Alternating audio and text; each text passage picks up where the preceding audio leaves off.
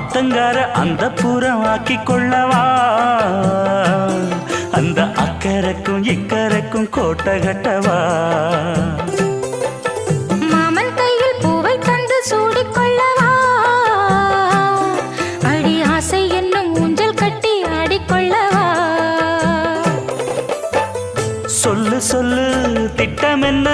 சொல்லுவது கஷ்டமா பொத்தி பொத்தி வச்சதென்ன என்னென்னவோ இஷ்டமா